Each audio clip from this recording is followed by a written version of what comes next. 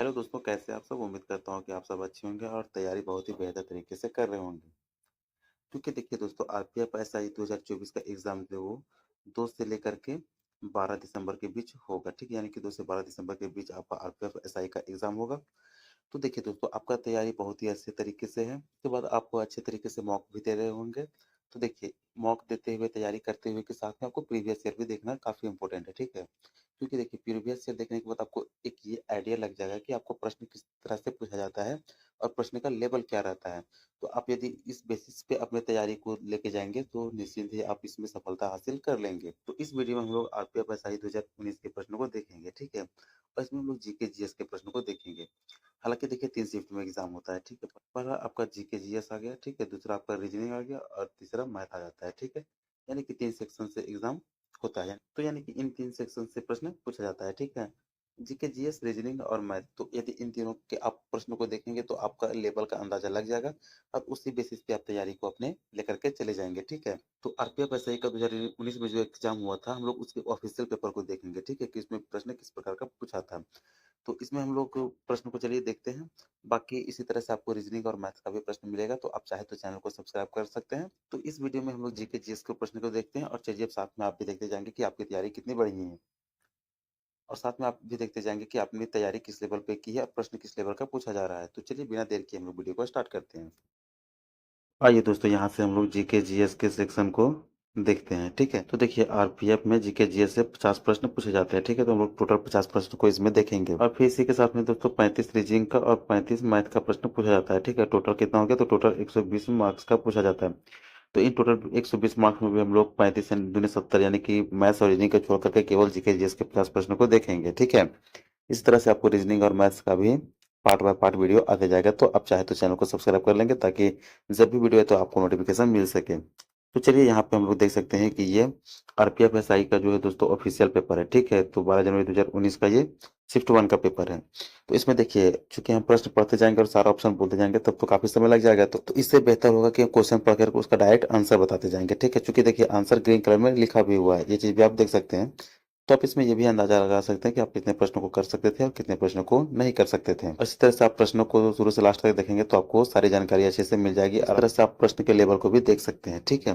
तो चलिए यहाँ पे सबसे पहले हम लोग देखते हैं कि क्वेश्चन नंबर 1 है, ठीक है? इसमें क्या बोला है कि क्लोरोईथेन का सामान्य नाम क्या है? यानी कि क्लोरोईथेन का सामान्य नाम पूछा है और इसमें इसी तरह से इसका 4 ऑप्शन दिया गया है। Option A, B, C, D यहाँ से दिया गया है, ठीक है?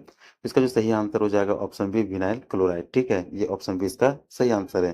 फिर चलिए आगे हम लोग नेक्स्ट बढ़ते हैं प्रश्न संख्या 2 में, ठीक है? तो क्वेश्चन 2 में देख सकते हैं यहाँ पे क्या बोला है। क्वेश्चन 2 में बोला है कि निम्न में से जिम्नास्टिक से कौन सा शब्द संबंधित नहीं, यानी कि जिम्नास्टिक से जो शब्द संबंधित नहीं है उसे हम लोग यहाँ पे छांटना है, ठीक है? तो इसका जो सही आंसर है वो हो जाएगा गली पॉइंट, ठीक है? Option D. बाकी यहाँ पे बैकवर्ड रोल, फॉरवर्ड रोल और बैलेंस ये नहीं होगा। ऑप्शन डी इसका सही आंसर है, ठीक है? फिर आगे चलिए नेक्स्ट देखते हैं प्रश्न संख्या 3 में, ठीक है? तो प्रश्न संख्या 3 में क्या बोला है कि केंद्र और राज्यों के बीच शक्तियों के वितरण का प्रावधान भारतीय संविधान की किस अनुसूची में है, ठीक है? तो ये किस अनुसूची में है? यानी कि 7वीं अनुसूची में समवर्ती सूची, ठीक है? समवर्ती सूची जो है उसी में है, ठीक है? तो ये कौन सा अनुसूची में? 7वीं अनुसूची में, जो कि ऑप्शन ए इसका ये सही आंसर हो जाएगा। फिर आगे पूछ रहा है कि प्रश्न संख्या 4 कि अरमाकोंडा शिखर किस पर्वत श्रृंखला में स्थित है? तो अरमाकोंडा पर्वत श्रृंखला जो है वो पूर्वी घाट में स्थित है, तो इसका ऑप्शन नंबर डी है, सही हो जाएगा, ठीक है? फिर आगे नेक्स्ट हम लोग देखते हैं प्रश्न संख्या 5 में, ठीक है? तो प्रश्न 5 में पूछा है कि कन्नौज का युद्ध किसके बीच लड़ा गया था? यानी कि किस 2 के बीच कन्नौज का युद्ध लड़ा गया था? तो इसका जो सही आंसर हो जाएगा मुगल और शेरशाह के बीच में, ठीक है? तो इसका ऑप्शन नंबर डी है, इसका सही हो जाएगा। फिर नेक्स्ट पूछा है कि स्वेज नहर जोड़ती है, यानी स्वेज नहर किन दो को जोड़ती है, ठीक है? तो इसका जो सही आंसर है वो हो जाएगा भूमध्य सागर और लाल सागर, यानी कि स्वेज नहर भूमध्य सागर को लाल सागर से जोड़ती है, जो कि ऑप्शन नंबर सी में है और ये इसका सही आंसर है, ठीक है? फिर नेक्स्ट आगे हम लोग देखते हैं प्रश्न संख्या 7 को, ठीक है? तो प्रश्न संख्या 7 में बोला है कि तरल माध्यम में किसी वस्तु की घूर्णन गति की घटना का निरीक्षण, यहाँ पे देख सकते हैं कि ये साइंस का क्वेश्चन है, ठीक है? तो यहाँ पे खाली रसायन द्वारा किया जा सकता है। तो इसका सही आंसर हो जाएगा मैग्नस प्रभाव, ठीक है? तो आप क्वेश्चन को लेवल को साथ में देखते चलेंगे और आप ये भी देखते चलेंगे कि आप कितने प्रश्नों को कर पा रहे हैं, ठीक है? फिर आगे बोला है कि उर्दू का प्रसिद्ध गीत सारे जहां से अच्छा किसने लिखा है? तो सारे जहां से अच्छा आप सभी को पता है कि लिखा किसने? तो मोहम्मद इकबाल ने लिखा है, ठीक है? जो कि ऑप्शन बी में है और ये इस प्रश्न का सही आंसर है। फिर आगे चलिए, आगे यहाँ पे पूछा है फुल फॉर्म है, ठीक है, प्रश्न संख्या 9 में देख सकते हैं। पूछा है कि फीफा का पूर्ण रूप क्या है, यानी कि फीफा का यहाँ से फुल फॉर्म पूछा है, ठीक है। तो फुल फॉर्म इसका क्या हो जाएगा कि federation international D football association, ठीक है। आपको इस चीज से भी याद इसका अंदाजा लगा सकते थे कि फीफा, फीफा जो होता है वो फुटबॉल के लिए, ठीक है, ठीक है। तो फुटबॉल किस में, इसमें ए में फुटबॉल नहीं है तो इसको काट देंगे, बी में फुटबॉल इसको अभी रहने देंगे, सी में भी फुटबॉल नहीं है, डी में भी फुटबॉल नहीं है, तो ऑप्शन बी जो है इसका ये सही आंसर हो जाएगा, ठीक है। फिर आगे चलिए, प्रश्न संख्या 10 पूछा है कि संविधान के अनुच्छेद 15 में किसी भी नागरिक के खाली स्थान के आधार पर भेदभाव के निषेध का उल्लेख है, ठीक है। यानी कि अनुच्छेद 15 के तहत आप किसी भी व्यक्ति को धर्म, जाति, लिंग या फिर जन्म स्थान के आधार पर उसके साथ भेदभाव नहीं कर सकते हैं। तो ये ऑप्शन नंबर कौन सा हो जाएगा, ऑप्शन नंबर डी है, सही आंसर हो जाएगा। फिर आगे हम लोग चलिए देखते हैं प्रश्न संख्या 11 में, ठीक है। प्रश्न संख्या 11 में क्या बोला है कि उत्तरी गोलार्ध में कोरियोलिस बल किस दिशा में आने वाली हवाओं का निष्प्रभावी कर देता है। ये तो यहाँ पे देख सकते हैं कि ये ज्योग्राफी का प्रश्न है, ठीक है। तो इसका जो सही आंसर हो जाएगा दायां, जो कि ऑप्शन बी में है, ठीक है। फिर आगे बोलता है कि जैन उल अबिदीन अपने सहिष्णु विचारों के लिए जाना जाता था, वह किस साम्राज्य का सुल्तान था। यानी कि जैन उल अबिदीन वह किस साम्राज्य का सुल्तान था। तो इसका जो सही आंसर हो जाएगा ऑप्शन सी, कश्मीर का, ठीक है। तो आप देख सकते हैं कि आंसर जो है वो ग्रीन में लिखा गया है। फिर आगे पे यहाँ पे देख सकते हैं कि बोला है कि निम्न में से किस शब्द का संबंध कुश्ती खेल से नहीं, यानी पहला है नेल्सन, दूसरा जॉकी, ऑफ ड्राइव और सर्विस। तो इसका सही आंसर हो जाएगा ऑप्शन ए, नेल्सन, ठीक है। फिर नेक्स्ट देख सकते हैं कि केंद्र और राज्यों के बीच संबंधों का विवरण संविधान के किस भाग में दिया गया है।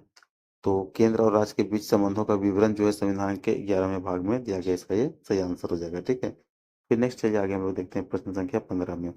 तो प्रश्न संख्या 15 में क्या बोला है कि बगदाद किस नदी के किनारे स्थित है। अब बगदाद किस नदी के किनारे स्थित है, तो इसका सही आंसर जो हो जाएगा दजला नदी, ठीक है। यानी कि बगदाद शहर दजला नदी के किनारे स्थित है। फिर आगे पूछा है कि राज्यपाल का कार्यकाल कब तक होता है। तो राज्यपाल का कार्यकाल जो है दोस्तों, हर राज्य का अपना अपना राज्यपाल होता है। तो राज्यपाल का कार्यकाल जो है वो राष्ट्रपति के प्रसाद पर्यंत होता है, ठीक है। यानी कि राष्ट्रपति जब तक चाहे तब तक उसे अपने पद पर रख सकता है। और राज्यपाल की नियुक्ति कौन करता है, तो राज्यपाल की नियुक्ति भी राष्ट्रपति ही करता है, ठीक है। तो इसका ऑप्शन कौन सा हो जाएगा, सी है, सही आंसर हो जाएगा। फिर चलिए आगे यहाँ पे देखते हैं प्रश्न संख्या 17 में कि एशिया की सबसे लंबी नदी निम्न में कौन सी है। यानी कि एशिया की सबसे लंबी नदी का बात किया तो एशिया की सबसे लंबी नदी कौन सी है, तो इसका सही आंसर ऑप्शन ए हो जाएगा, यांग त्सी कियांग नदी, ठीक है, जो कि ऑप्शन ए में है। फिर यहाँ पे देख सकते हैं नेक्स्ट प्रश्न है कि भारतीय संविधान की नवीं अनुसूची के अंतर्गत कौन सा अनुच्छेद शामिल है, ठीक है। यानी कि नवीं अनुसूची में कौन सा है, तो नवीं अनुसूची में 243 है, ठीक है, जो कि ग्राम से रिलेटेड है। अनुच्छेद 243 ऑप्शन सी में है, ठीक है। फिर आगे नेक्स्ट हम लोग देखते हैं प्रश्न संख्या 19 को, ठीक है। इसमें बोला है कि भारतीय संविधान के मौलिक अधिकारों का प्रावधान किस संविधान से लिया गया है। यानी कि भारतीय संविधान का जो मौलिक अधिकार है वो कहाँ से लिया गया है, तो ये संयुक्त राज्य अमेरिका के संविधान से लिया गया है, जो कि ऑप्शन सी में ये इसका आप देख सकते हैं ये सही आंसर है, ठीक है। फिर नेक्स्ट पूछा कि मंत्री परिषद के सदस्यों की अधिकतम संख्या का निर्धारण किस संविधान संशोधन की अधिनियम द्वारा किया गया है, ठीक है।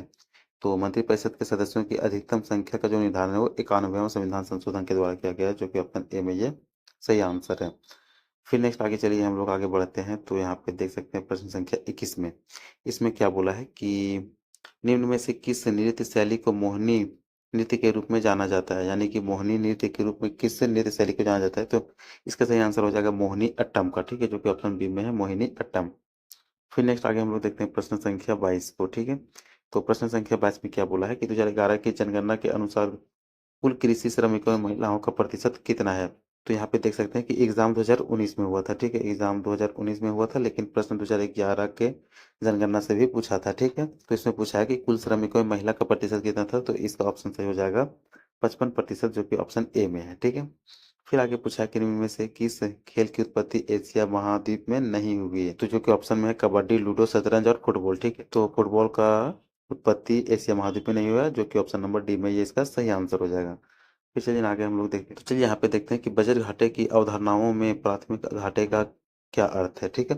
यानी कि ये प्रश्न इकोनॉमिक्स का है, तो इसका सही आंसर हो जाएगा राजकोषीय घाटे और ब्याज भुगतान के बीच का अंतर, ठीक है, ऑप्शन ए इसका सही हो जाएगा। फिर नेक्स्ट देखते हैं कि निम्न में से किसका यह मानना है कि अर्थशास्त्र जीवन के सामान्य व्यवसायों में मानव व्यवहार का अध्ययन है, ठीक है। तो ये अल्फ्रेड मार्शल का मानना है, ठीक है, जो कि ऑप्शन डी में ये इसका सही आंसर हो जाएगा।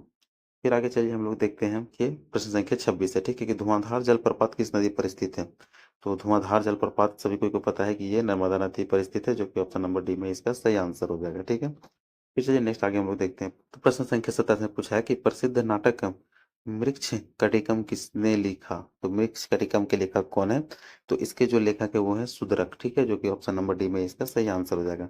फिर नेक्स्ट से आगे पूछा है कि कैंसर के इलाज में बाह्य विकिरण थेरेपी में निम्न में से किसका उपयोग किया जाता है? ठीक है, तो ये भी लगभग लोगों को पता है कि इसका सही आंसर होता है कोबाल्ट का होता है, ठीक है, यानी कोबाल्ट 60 का, जो कि ऑप्शन ए में ये इसका सही आंसर है।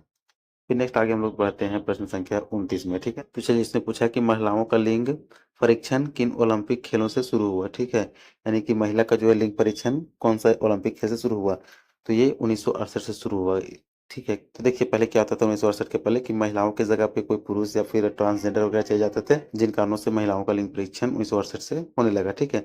फिर आगे पूछा है कि किस समूह के सदस्य को आमतौर पर स्पंज कहा जाता है? ठीक है, तो जिसमें है कि टिनोफोरा, सिलेंट्रेटा, पोरीफेरा, प्लेटीहेल्मिंथिस, ठीक है। तो इस प्रश्न का जो सही आंसर हो जाएगा वो हो जाएगा पोरीफेरा, ऑप्शन नंबर सी, ठीक है, ये इसका सही आंसर है। फिर चलिए आगे हम लोग बढ़ते हैं प्रश्न संख्या 31 में। तो इसमें क्या पूछा है? इसमें बोला है कि भारतीय संसद में प्रधानमंत्री की नियुक्ति संसद के किस सदन द्वारा की जाती है? ठीक है, तो प्रधानमंत्री की नियुक्ति जो उच्च सदन या निम्न सदन किसी के द्वारा भी किया जा सकता है, जो कि ऑप्शन नंबर डी में ये इसका सही आंसर है, ठीक है। फिर आगे नेक्स्ट पूछा कि युक्तिपूर्ण विनिवेश के लिए न्यूनतम कितने प्रतिशत शेयरों को छोड़ना होगा? तो इसमें देखिए युक्तिपूर्ण विनिवेश के लिए मिनिमम जो है 51% शेयर छोड़ना होता है, ठीक है, जो कि ऑप्शन नंबर सी में ये इसका सही आंसर हो जाएगा। फिर आगे चलिए हम लोग आगे बढ़ते हैं, यहाँ पे चलिए यहाँ जैसे कि यहाँ पे देख रहे हैं, ठीक है।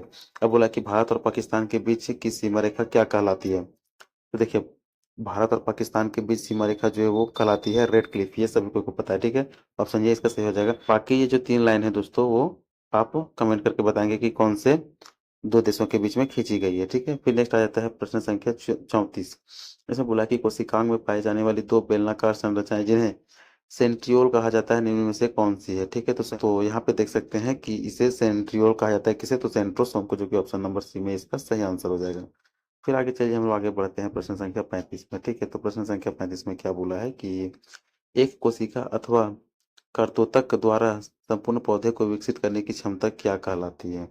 तो इसका जो सही हो जाएगा पूर्ण सक्ता, ठीक है, ऑप्शन ए पूर्ण सक्ता ये इसका सही आंसर हो जाएगा। फिर प्रश्न संख्या 36 में देखते हैं कि पिछोला झील निम्न में से किस राज्य में स्थित है? तो पिछोला झील कौन सा राज्य में स्थित है? इसका सही आंसर हो जाएगा राजस्थान, जो कि ऑप्शन नंबर डी में है, ये राजस्थान, ठीक है। फिर चलिए नेक्स्ट आगे हम लोग बढ़ते हैं 37 नंबर में, ठीक है। तो 37 नंबर के प्रश्न में देख सकते हैं कि क्या पूछा है कि स्लोप वाली या बैटर दीवारें किस सल्तनत के स्थापत्य की प्रमुख विशेषता है? तो इस प्रश्न का सही आंसर हो जाएगा ऑप्शन सी तुगलक, यानी कि ऑप्शन सी, ठीक है। फिर आगे चलिए यहाँ पे देख सकते हैं कि प्रश्न 38 है, ठीक है। अब इसमें क्या पूछा है कि राज्यपाल द्वारा रोके गए किसी राज्य अधिनियम के संबंध में राष्ट्रपति के पास किस किस प्रकार का निषेधाधिकार यानी वीटो होता है? तो इस प्रश्न का जो सही आंसर हो जाएगा पूर्ण निषेधाधिकार, ठीक है, ऑप्शन बी इसका सही आंसर हो जाएगा। फिर नेक्स्ट आगे हम लोग चलिए देखते हैं प्रश्न संख्या 39 में। इसमें क्या बोला है कि कार्बनिक यौगिकों में बॉन्ड की लंबाई और बॉन्ड की तापधारिता को निम्न में से क्या प्रभावित करता है? तो इसका सही आंसर हो जाएगा संकरण, ऑप्शन सी है संकरण, ठीक है। तो देखिए दोस्तों वीडियो देखते हुए आप लोग को ये भी अंदाजा लगाते जाना है कि आप कितने प्रश्न को कर सकते थे। इसलिए नेक्स्ट आ जाता है प्रश्न संख्या 40, ठीक है। इसमें बोला है कि पातशाहनामा पुस्तक किसके बारे में लिखी गई है? ठीक है, कि पातशाहनामा बुक जो है वो किसके ऊपर लिखी गई? तो ये जो पुस्तक है वो शाहजहाँ के ऊपर लिखी गई है, जो कि ऑप्शन नंबर सी में है, ठीक है। फिर आगे नेक्स्ट हम लोग देखते हैं, चलिए यहाँ पे देख सकते हैं कि प्रश्न संख्या 41 आ गया है। इसमें बोला कि पीली क्रांति किसके उत्पादन की वृद्धि से संबंधित है? ठीक है, तो क्रांतियों को आप लोग देख लेंगे। तो पीली क्रांति किससे है? तो ये तिलहन से है, ठीक है, यानी कि तिलहन से रिलेटेड है पीलो क्रांति, जो कि ऑप्शन नंबर ए में इसका ये सही आंसर हो जाएगा, ठीक है। चलिए आगे देखते हैं प्रश्न संख्या 42 में। इसमें बोला कि निम्न में से किस प्रकार के जंगल भारत में सर्वाधिक पाए जाते हैं? तो भारत में उष्णकटिबंधीय अर्ध पर्णपाती जंगल ज्यादा पाए जाते हैं, ठीक है। यहाँ पे सदाबहार या उच्च पर्वतीय या फिर अर्ध सदाबहार ये वन नहीं पाए जाते हैं, यहाँ पे अर्ध पर्णपाती वन पाए जाते हैं, जो कि ऑप्शन डी में इसका सही आंसर हो जाएगा, ठीक है। फिर चलिए नेक्स्ट आगे हम लोग देखते हैं प्रश्न संख्या 43 में, ठीक है। तो प्रश्न संख्या 43 में क्या बोला है कि हिंदी की प्रसिद्ध पुस्तक पद्मावत किसने लिखी, यानी कि पद्मावत के लेखक कौन है? ठीक है, तो इसका सही आंसर हो जाएगा मलिक मोहम्मद जायसी, जो कि ऑप्शन बी में है, ठीक है, ऑप्शन बी ये इसका सही आंसर हो जाएगा। तो चलिए प्रश्न संख्या 44 में पूछा है पानीपत की पहली लड़ाई में बाबर ने किसे पराजित किया था? ठीक है, तो देखिए पानीपत की जो पहली लड़ाई हुई थी उसमें बाबर और इब्राहिम लोदी के बीच में हुआ था, ठीक है, तो बाबर और इब्राहिम लोदी के बीच में हुआ था। तो ऑप्शन नंबर कितना, ऑप्शन ये सही है, ऑप्शन इब्राहिम लोधी, ठीक है, तो ये इसका सही आंसर हो जाएगा। तो फिर से यहाँ पे आ गया प्रश्न संख्या 45, ठीक है, बोला है कि जलीय दाब द्वारा कौन सा तनाव उत्पन्न होता है। जलीय दबाव यानी कि कहने का मतलब है कि जल के द्वारा लगने वाला दबाव, ठीक है, तो इससे कौन सा तनाव उत्पन्न होता है। तो देखिए जलीय दाब जब होता है तो वो आयतनिक तनाव को उत्पन्न करता है, ठीक है, और ये आयतनिक तनाव कहाँ, ऑप्शन नंबर डी है इसका सही आंसर हो जाएगा, ठीक है। फिर ने आगे बोला है कि निम्न में से कौन सा खेल हाथ से हाथ मुकाबला है। तो हाथ से हाथ मुकाबला करने वाला कौन सा गेम है, तो यह है जूडो, ठीक है, जो कि ऑप्शन ए में ये जूडो ये इसका सही आंसर है। फिर नेक्स्ट आगे हम लोग चलिए बढ़ जाते हैं प्रश्न संख्या 47 में, ठीक है। तो प्रश्न संख्या 47 में क्या बोला है कि मध्यकालीन भारत में ग्रांड ट्रंक रोड किसके द्वारा बनवाई गई थी, यानी कि जीटी रोड का जो है निर्माण किसने किया था, ये इस प्रश्न में पूछा है, ठीक है। इसका सही आंसर हो जाएगा शेरशाह सूरी, ठीक है, शेरशाह सूरी ने ही जीटी रोड का निर्माण करवाया था। तो ये भी प्रश्न इंपॉर्टेंट है कि इस सड़क के आजम के नाम से कैसे जानते हैं, तो इसका भी आंसर हो जाएगा शेरशाह सूरी, ठीक है। फिर चलिए नेक्स्ट प्रश्न देखते हैं। प्रश्न संख्या 48 में बोला है कि प्रकाश विद्युत धारा का अधिकतम मान कहलाता है। तो प्रकाश विद्युत धारा का अधिकतम मान संतृप्त धारा कहलाता है, जो कि ऑप्शन बी में इसका सही आंसर है।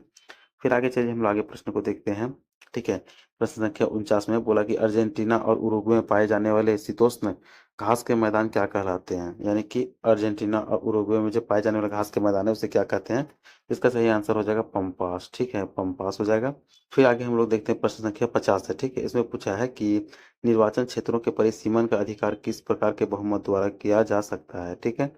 तो इसका जो है वो सामान्य बहुमत के द्वारा किया जा सकता है। तो देखिए इसका ऑप्शन है पूर्ण बहुमत, सामान्य बहुमत, प्रभावी बहुमत और विशिष्ट बहुमत। तो इसका सही आंसर हो जाएगा सामान्य बहुमत, जो कि ऑप्शन बी में है, ठीक है।